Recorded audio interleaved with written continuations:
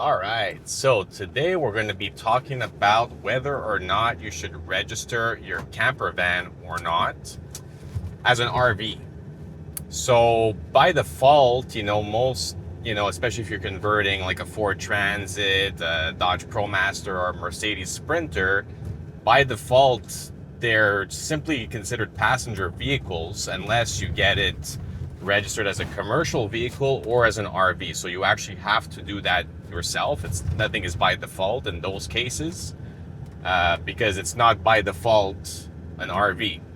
So basically, we're going to talk about whether you should do that or not. And my personal opinion, especially if you want to have maximum, flexibility, places to park, and just like not have to deal with a whole lot of like other things that you don't want to be dealing with when you're on the road, I would completely avoid registering it as an RV because, and this is the main reason is that RVs are succumb to different parking regulations. So even if it still looks like like a Ford Transit, let's say, it's going to be considered an RV according to the authorities, and you can't just park an RV in the streets. You're going to need either a driveway, your own personal driveway, or a parking lot that you pay for on a monthly basis. And in some cases, there are some city parkings that are for RVs and stuff, but you have to have, you need to have like the pass or whatever. Like you need to have it,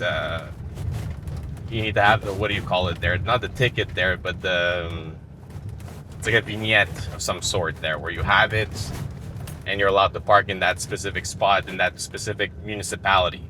But that's not going to do you any good if you're traveling to different municipalities. So basically, and also, I guess you can also use campgrounds and stuff. So if you're mostly using it for like camping and, weekend getaways and stuff, then maybe this doesn't apply to you.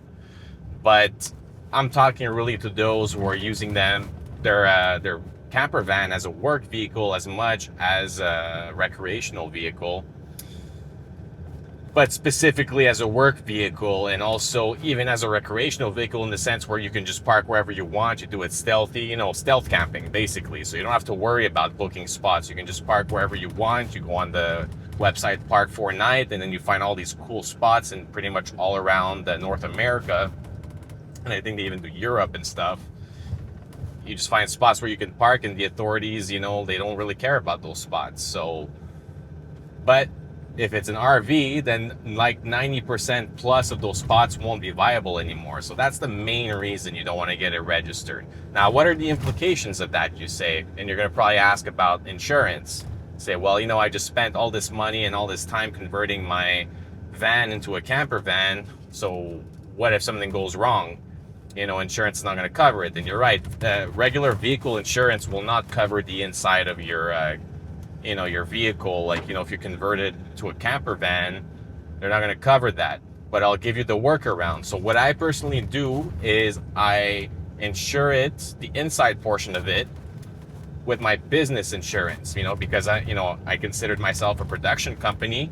So I have a production van, and all the expenses, like all the materials, basically materials and tools that were used to build the inside of the camper van, are considered part of the production van as renovations.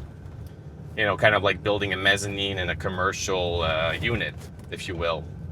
So basically that's what it is according to my business insurance. So they will cover the replaced value of all those materials if something goes wrong. It's considered part of my equipment, right? Part of my business assets. So that being said, I'm covered. But if you don't have a business, then there's actually nothing you can do else. I don't have like an alternative. Sorry, guys. So in that case, yeah, you will have to get it registered as an RV if you want to have it insured, the inside portion. And, keep in mind that if you are building it yourself, you'll never get the time back that you put into it, So, if you hire someone to do it, you can keep that as a receipt and, whatever. But if you're doing it yourself, no amount of insurance is going to replace that. You're just going to have to build it again afterwards. Be lucky if you get the materials, the replace value of those.